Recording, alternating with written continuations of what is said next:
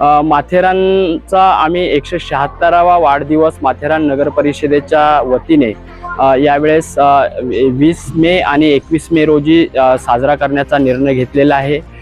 यामध्ये 20 तारखेला आम्ही ओपन गटाची मॅरेथॉनची स्पर्धा आयोजित केलेली आहे, ज्याच्यामध्ये खूप चांगल्या प्रकारचं पारितोषिक आम्ही ठेवलेलं आहे।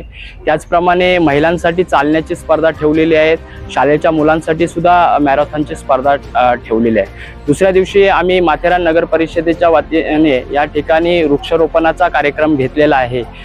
प्रत्येक नगरसेवकाला एक झाड आणि अधिकाऱ्यांना एक झाड, असं त्या झाडाचं पालकत्व त्या व्यक्तीने संपूर्ण वर्षभर घ्यायचं आहे। त्यामुळे पर्यटन, पर्यावरण आणि आरोग्य या सगळ्या गोष्टी कशा प्रकारे जपता येईल या दृष्टीने आम्ही त्या ठिकाणी काम करतोय। त्याचप्रमाणे आम्ही 21 तारखेला माथेरानचा वाढदिवस संध्याकाळी साजरा करत असताना मनोरंजनाचा कार्यक्रम त्या ठिकाणी ठेवलेला आहे।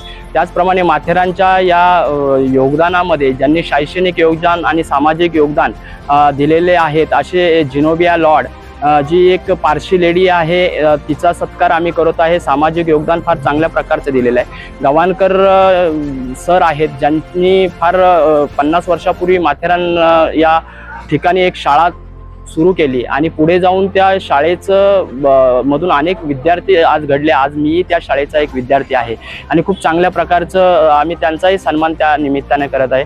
या राज्याचे उपमुख्यमंत्री आदरणीय एकनाथजी शिंदे साहेब, या मतदारसंघाचे आमदार माननीय महेंद्रशेठ थोरवे साहेब यांच्या मार्गदर्शनाखाली माथेरान नगर परिषदेमध्ये आम्ही शिवसेना आणि भाजपा युतीची सत्ता या ठिकाणी चालवत असताना अशा प्रकारे ही सत्ता लोकोपयोगी कशा प्रकारे चालली जाईल, लोकांची कामं या माध्यमातून कशी होईल या दृष्टीने आम्ही सातत्याने वेगवेगळे उपक्रम घेऊन आम्ही या ठिकाणी काम करत आहोत। मी सर्व मॅरेथॉनपटूंना, माथेरानच्या नागरिकांना आणि पर्यटकांना माथेरान नगर परिषदेच्या वतीने आव्हान करतो की आपण जास्तीत जास्त संख्येने या कार्यक्रमामध्ये येऊन या कार्यक्रमाची शोभा वाढवावी।